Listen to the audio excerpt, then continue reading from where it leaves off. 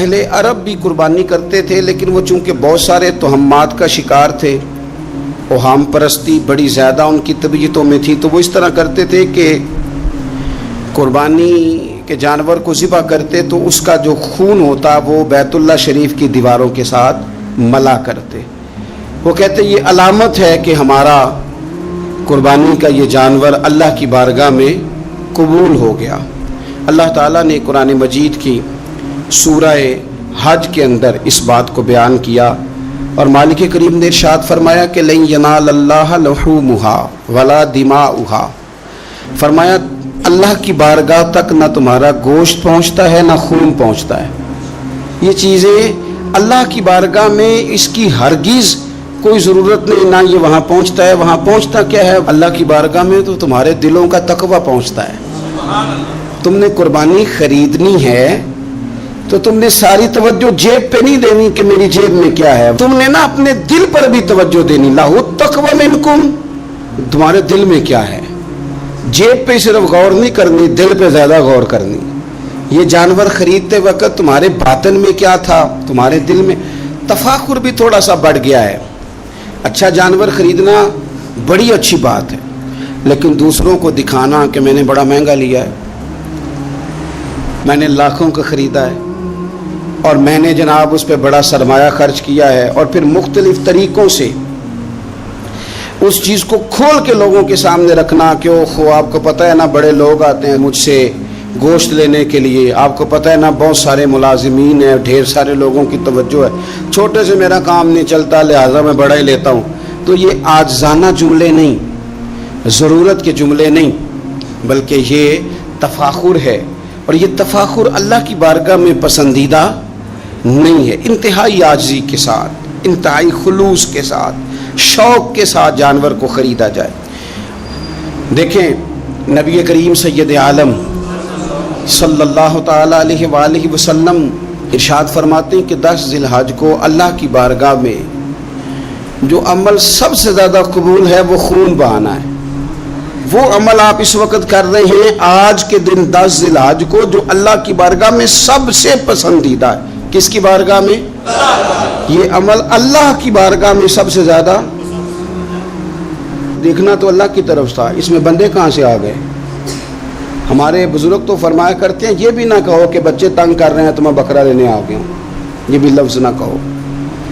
بچے نے شور کیا تھا کہ سب لے آئے آپ نہیں لائے، یہ بھی نہ کہو۔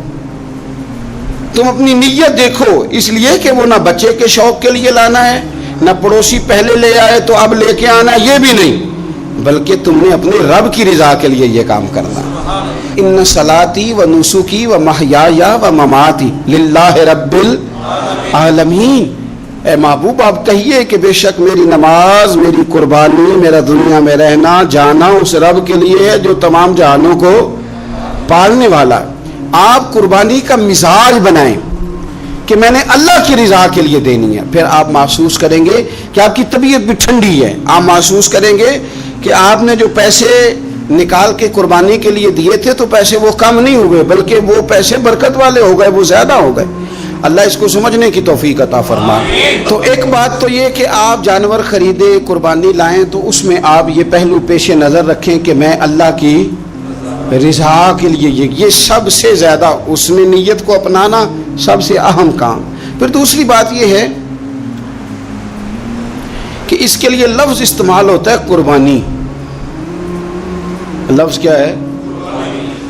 قربانی کا مطلب ہوتا ہے اثار کرنا، ترجیح دے دینا دوسرے پہ، یعنی اپنے آپ سے دوسرے کو ترجیح دینا، کوئی چیز کسی کے لیے قربان کرنا، اللہ کی رضا کے لیے کچھ قربان کرنا۔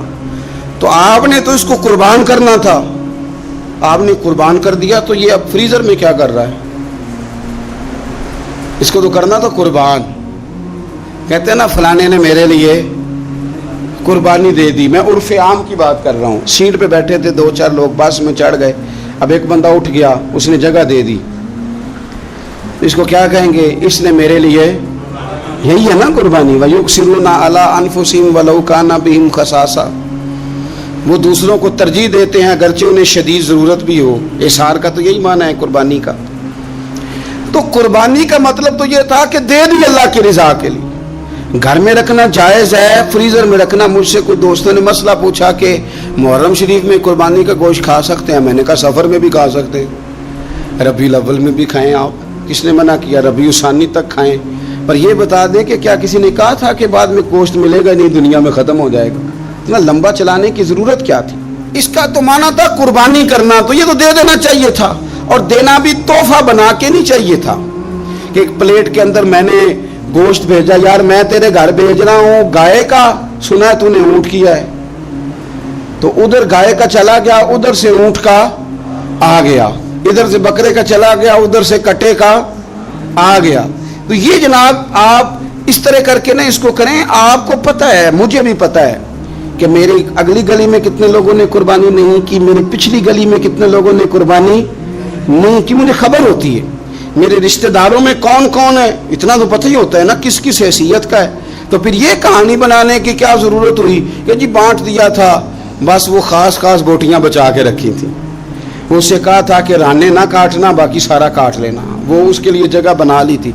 पूछ लें इलेक्ट्रीशियन से आप कि कुर्बानी के दिनों में सिर्फ बकरों वालों के पास ही रश नहीं होता, फ्रिज वालों के पास भी रश होता है, फ्रीज़र वालों के पास भी रश होता है। न करें ऐसा, जब इशार कर दिया दे दिया, गुरबा को तलाश करें, मिल जाएंगे, और उनको आप ज़्यादा देने की कोशिश करें ताकि कुछ दिनों के लिए वो इस्तेमाल कर सके, कुछ दिनों के लिए। मैंने ये देखा है कि जो लोग बेचारे थोड़े से भी खुददार होते हैं वो बचते हैं कहीं शॉप पर लेके जाने में, और जो लोग रूटीन में दे रहे हों किसी साल उन्हें मिस करना पड़ जाए तो वो परेशान होते हैं।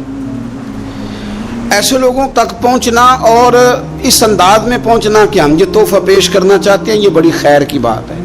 थोड़ी तवज्जो करें और इन लोगों को तलाश करें। अब ये हालात जो कुछ सालों से बने हैं, ये हालात तशवीशनाक हैं।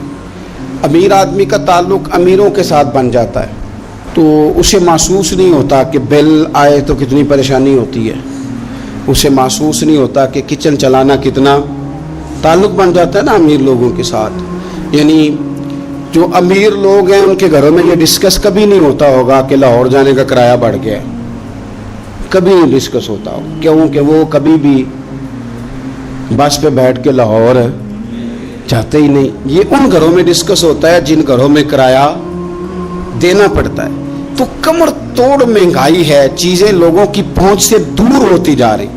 इस मौसम के अंदर अल्लाह ने कुछ लोगों को मौका दिया है कि वो पूरी गाय ज़िबा करेंगे, वो पूरा ऊंट ज़िबा करेंगे, वो कई बकरे काटेंगे। तो भाई आप तो खाते रहते हैं, आप उधर सफ़र करें जिन लोगों के पास ये सारा साल चीज़ें इस वाफर अंदाज में मुयस्सर नहीं होती, उनके यहाँ आप जाएं, आप वहाँ इन चीज़ों को बांटें और थोड़े शौक़ के साथ बांटें। जब आप बांटते वक्त चेहरे पे सिलवट ले आते हैं ना, आप लोग अभी आ गए, अभी तो गोश्त बनाया भी नहीं, आपको देंगे मिल जाएगा। आपकी जो चेहरे की सिलवटें हैं, लफ्ज़ों का तुर्श होना है, वो कई दफ़ा वो मज़ा ख़राब कर देता है। मज़े को ख़राब ना करें, आप चले जाएं। कोई ज़रूरी नहीं है कि आप लोगों की गर्दनें झुका के खुश हों। ये कोई काम नहीं है कि कोई आपके सामने झोली फैलाए तो आप कहें मैं बहुत बड़ा आदमी हूँ। ये कोई कमाल है? ये आप किस चक्कर में पड़ गए? ये अल्लाह की मखलूक है। हमारे देने से क्या लोग रोज़ रोटी खाते हैं? मेरा रब ही अता करता है तो मखलूक पेट भर के खाती है। तो अगर आज अल्लाह ने हमें ज़रिया बना दिया है तो हमें फिर ये रवैया इख्तियार, कुर्बानी है क्या? सहाबा ने पूछ लिया, माँ हाज़िहिल अज़हिया, हुजूर कुर्बानी क्या है बताइए। तो अब कुर्बानी का एक सादा मफ़हूम है कि मखसूस जानवर मखसूस वक्त में अल्लाह के कुर्ब की नीयत से ज़िबा करना कुर्बानी है। और उसमें बता दिया गया कि गाय भैंस और भेड़ बकरी और ऊँट, और उसमें सारी अक़साम शामिल है, नर भी मादा भी खसी भी गैर खसी भी, सारा कुछ शामिल है। ये भी एक जुमला था, बता दिया जाता। पूछा या रसूलल्लाह कुर्बानी क्या है? पता है हुजूर ने फ़लसफ़ा क्या बयान किया? फरमाया सुन्नती अबीकुम इब्राहीम, ये तुम्हारे बाप जनाब इब्राहीम का तरीका है। कुर्बानी जनाब इब्राहीम का, ये हुजूर ने बयान किया। तो सहाबा ने अर्ज़ की हुजूर तरीका है हज़रत इब्राहीम का, तो हमें क्या मिलेगा? फरमाया हर बाल के बदले अल्लाह नेकी अता फरमाए, जानवर के बदले नहीं, जानवर के हर। तो हज़रत इब्राहीम ने कुर्बानी कैसे की? कुरान मजीद है और सूरह साफ़ात है। حضرت ابراہیم کی قربانی بھی قرآن نے بیان کی. بات کہاں سے شروع ہوئی؟ جناب ابراہیم نے دعا مانگی ربی ہب لی من الصالحین، اے اللہ مجھے صالح بیٹا عطا فرما. اولاد کی طلب صرف ماں کو نہیں ہوتی، باپ کو بھی بڑی ہوتی ہے. یہ الگ بات ہے بچے سپورٹر ماں کے ہوتے ہیں، باپ کو بھی بڑی طلب ہوتی ہے. ربی حب لی من الصالحین، اللہ مجھے صالح اولاد عطا فرما. پہلے دعا مانگی. رب فرماتا فبشرناہ بغلام حلیم، ہم نے انہیں عقل مند بیٹے کی خوشخبری عطا فرمائی. انہوں نے صالح بیٹا مانگا، اللہ نے حلم والا بیٹا عطا کیا. بیٹا مل گیا. فلما بلغ معہ السعی، پھر جب بیٹا ان کے ساتھ کام کرنے کے قابل ہو گیا. بندہ رات کو تھکا ماندہ گھر آئے نا تو بیٹا تھوڑا سا بڑا ہو جائے تو اس کو چارپائی پہ لیٹا دیکھ کے ابا بڑا راضی ہوتا ہے. چلے زیادہ شاعروں نے شان اماں کی لکھی ہیں، اس میں شک کوئی نہیں، انہوں نے نہیں ابا کی طرف توجہ دی، ان کی مرضی ہے. تو زیادہ باتیں اماں کے حق میں ہوئی، پر باپ اور بیٹے کا پیار، بیٹے اور باپ کا پیار، اگر یہ آیتیں قرآن پاک کی کبھی سمجھ میں آ جائیں تو شاید عشق کی ساری داستانیں ختم ہو جائیں. بیٹا بھی اپنے باپ سے بڑا ہی پیار کرتا ہے، باپ بھی اپنے بیٹے سے بڑا. یہ دعا حضرت ابراہیم نے مانگی، یا اللہ صالح بیٹا دے. اللہ نے پھر کہا کہ میں نے خوشخبری دی حلم والے بیٹے کی. فلما بلغ معہ السعی، پھر بیٹا جب ساتھ چلنے کے قابل ہو گیا، قال یا بنی انی ارا فی المنام، کہا اے بیٹے میں نے خواب دیکھی ہے. کیا؟ انی اذبحک، میں تجھے ذبح کر رہا ہوں. فانظر ماذا تری، بیٹے تیری رائے کیا ہے؟ میں نے خواب دیکھ لی، میں ذبح کر رہا ہوں، تو اپنی رائے بتا. رائے اس لیے نہیں پوچھی کہ اگر وہ کہیں گے نہ ذبح کرو تو نہیں کریں گے. رائے اس لیے پوچھی ہے کہ لوگوں کو پتہ چلے کہ جس پتر کی تربیت حضرت ہاجرہ نے کی ہے اور جس کی رگوں میں حضرت ابراہیم خلیل کا خون ہے اور جس کی پیشانی میں نور محمدی چمکتا ہے صلی اللہ تعالی علیہ وسلم، ان کے خیالات کیا ہیں پتہ چلے. اور یہ پوچھا بھی اس لیے تاکہ لوگوں کو سمجھ آ جائے کہ اگر حضرت ابراہیم ذبح کرنے کو تیار تھے تو جناب اسماعیل ذبح ہونے کو تیار. لوگوں کی سمجھ میں بات آ جائے. فانظر ماذا تری، تیری کیا رائے ہے؟ قربان جائیں. یہ بھی انداز ہے بیٹے کا باپ کے ساتھ. یہ نہیں کہا کہ ابا جی ذبح کر دیں آپ، یہ نہیں کہا. قالا یا ابت افعل ما تؤمر، کہا ہے ابا جی آپ کریں وہ جس کا آپ کو حکم دیا جا رہا ہے. رب جو کہتا ہے نا آپ وہ میرے ساتھ کر دیں. اگر اللہ کہتا ہے ذبح کریں تو ذبح کر دیں، اگر وہ فرماتا ہے اس کے ٹکڑے ٹکڑے کریں تو ٹکڑے ٹکڑے کر دیں. جو رب کہتا ہے وہ کریں. مجھے آپ انشاءاللہ صبر کرنے والوں میں سے پائیں گے. کریں، میں تیار ہوں، کریں. بیٹا ہے. سالوں کے بعد جناب ابراہیم نے دیکھا ہے اب وہ اس عمر کو پہنچا ہے کہ وہ کام کرنے کے قابل ہوا، ساتھ چلنے کے قابل ہوا. حکم آ گیا. دیکھو ایک مشکل وہ ہوتی ہے کہ تبلیغ کرنی ہے، کافروں کو رستے میں مشکل آ گئی. ایک مشکل وہ تھی کہ کافروں سے لڑائی کرنی تھی تو رستے میں مشکل ہے. یہاں تو کچھ بھی نہیں، بیٹھے بٹھائے رب نے کہہ دیا کرو بیٹا ذبح. سمجھ آتی ہے کہ یاری تیری سونا ہے پر ازمائشاں بھی تیریاں اگ. اے سونا پرکھیا جامدہ ہی پہلو نال لگان دے لگ. وہ اپنے پیاروں کو نہ بیٹھے بٹھائے بھی امتحان لے لیتا ہے. کہا میں تیار ہوں، مجھے صبر کرنے والوں میں پائیں گے. فلما اسلم وتلہ للجبین، اللہ فرماتے ہیں جب دونوں حکم ماننے کو تیار ہو گئے تو باپ نے بیٹے کو پیشانی کے بل لٹایا. شیطان بڑا سر پٹایا، دوڑا. میں نے تو گمراہ کرنا تھا آدم کی اولاد کو، یہ کیا بنا؟ اللہ کی رضا کے لیے بیٹا تک قربان کرنے کو تیار ہو گئے. دوڑ کر جناب ہاجرہ کے پاس گیا. پتہ ہے آج کیا ہونے لگا ہے؟ پتہ ہے جناب خلیل کہاں لے گئے ہیں جناب اسماعیل کو؟ کہنے لگی سیر و تفریح کے لیے گئے ہیں، یہی ہیں. کہنے لگی نہیں، وہ تو ذبح کر دیں گے. جناب ہاجرہ کہنے لگی کبھی باپ نے بھی بیٹے ذبح کیے؟ کہا ان کا گمان ہے کہ رب کا حکم آیا ہے. فرمانے لگی تم مردود شیطان ہے، اللہ کے نبی کا گمان نہیں ہوتا، رب کے نبی کو وحی آیا کرتی ہے. دوڑ جائے ادھر سے.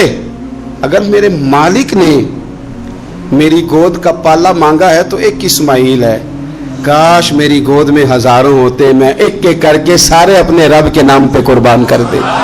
دوڑ کے آیا جناب اسماعیل علیہ السلام، پتہ ہے آپ کے والد کہاں لے جا رہے ہیں؟ فرمایا یہیں سیر کے لیے۔ کہنے لگے نہیں، ان کو تو خواب آئی ہے، رب کا حکم آیا ہے، وہ تو ذبح کر دیں گے۔ تو فرمایا ٹھیک ہے، میرے والد ذبح کریں گے تو میں ذبح ہو جاؤں گا، آپ نے میری بات کو سمجھنا ہے۔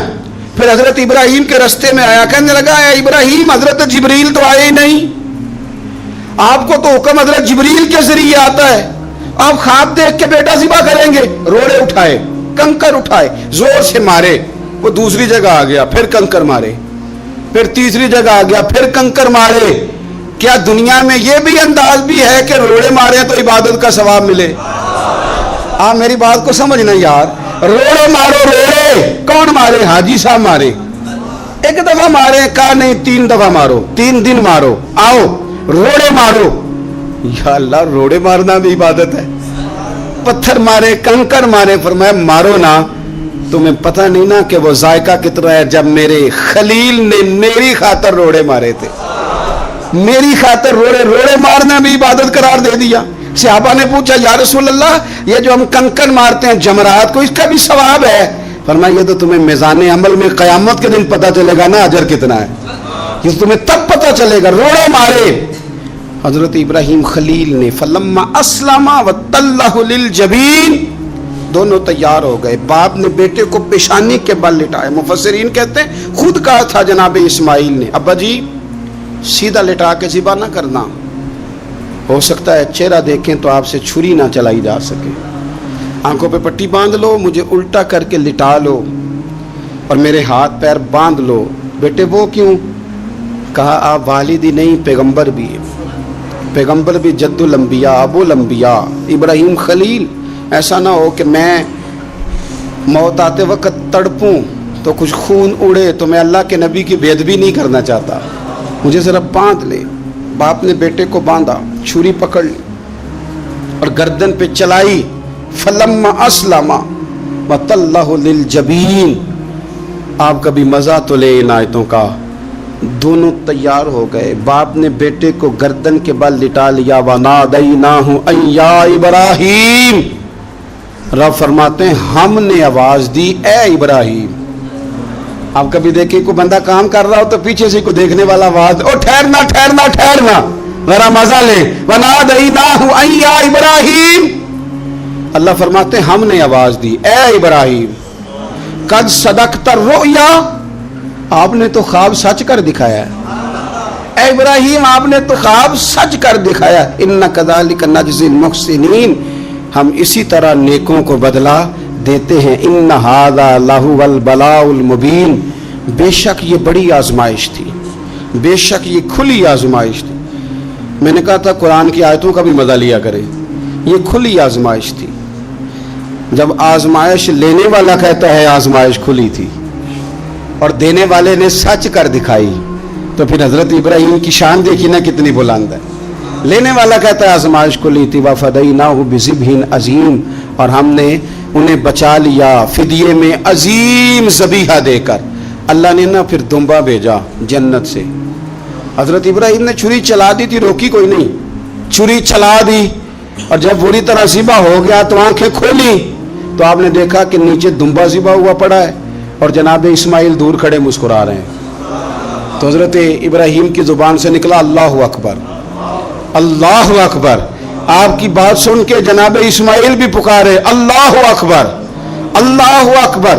یہ لفظ سنے تو حضرت جبریل بولنے کہنے لگے لا الہ الا اللہ واللہ اکبر۔ جب انہوں نے یہ کہا تو حضرت سیدنا ابراہیم پھر بولے کہنے لگے اللہ اکبر وللہ الحمد۔ اللہ کو یہ لفظ بھی بڑے پیارے آئے، فرمایا پڑھو نا 9 ذی الحج کی فجر سے لے کر 13 تک پڑھو نا ذرا سارے، اللہ اکبر اللہ اکبر، لا الہ الا اللہ واللہ اکبر، اللہ اکبر وللہ الحمد۔ فرمایا یہ پڑھتے رہو۔ انہوں نے پڑھے تھے مل کے تو مجھے بڑے پیارے لگے۔ فرمایا ہم نے انہیں بچا لیا ایک فدیہ، عظیم فدیہ دے کے، وَتَرَكْنَا عَلَيْهِ فِي الْآخِرِينَ، اور ہم نے ان کے ذکر کو چھوڑا ہے آنے والوں کے لیے۔ کیا لفظ ہے قرآن کے، कुर्बान होने को दिल करता है। ये बात बयान करके पता क्या फरमाया? रब ने फरमाया, रब ने फरमाया, खुदा खुद मीर मजलिस बूद, रब करीम ने फरमाया, क्या फरमाया? फरमाया सलामुन अला इब्राहिम, कुर्बान जाए, सलामुन अला इब्राहिम। क्या बात कहाँ खत्म हो रही है, कहाँ पहुंच रही? क्या अंदाज? सलामुन अला इब्राहिम, सलामुन अला इब्राहिम, फरमाया सलाम हो इब्राहिम पर, सलाम हो इब्राहिम पर, सलाम हो। हुजूर फरमाने लगे, गुलामों याद रखना, कुर्बानी हजरत इब्राहिम का तरीका है। ये वो तरीका, कभी बेटे भी किसी ने ज़िबा किए, ले आए मैदानों में बेटे ज़िबा करने, ले आए। मेरे नबी पाक सैयद आलम सल्लल्लाहु अलैहि वसल्लम ना शौक करते कुर्बानी का। बड़ी प्यारी चीज़ कोई हो ना तो बंदा कहता है बड़ी प्यारी, बड़ी लाडली, कहता बेटे ये चीज़ है तेरी तरह संभाल लेना।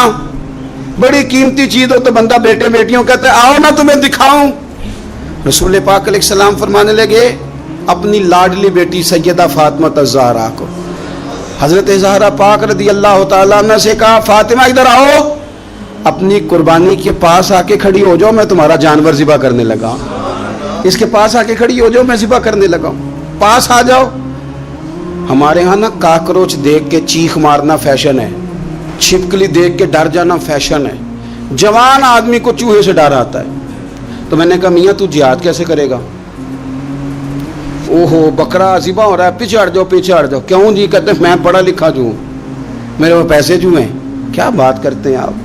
दुनिया में सबसे नाजुक और लतीफ़ जिस्म मेरे रसूल पाक का है, और हुजूर अपने दस्ते मुबारक से जानवर ज़िबा करते थे। सबसे ज़्यादा नरम दिल अल्लाह ने हुजूर को दिया है, लेकिन हुजूर ने 63 ऊंट हज के मौके पर अपने दस्ते मुबारक से ज़िबा फरमाए। ये क्या बात हुई? किस तरफ चल गई कौम? एक आदमी को नबी पाक सल्लल्लाहु अलैहि वसल्लम ने देखा तो उसने एक पैर बकरी की गर्दन पे रखा है और अपने हाथों के साथ ना छुरी तेज कर रहा है। हिकमत से भरा जुमला मेरे नबी पाक का। हुजूर फरमाने लगे तुम इसे 2 मौतें देना चाहते हो? तरगीब व तरहीब में हदीस में 2 मौतें देना चाहते हो?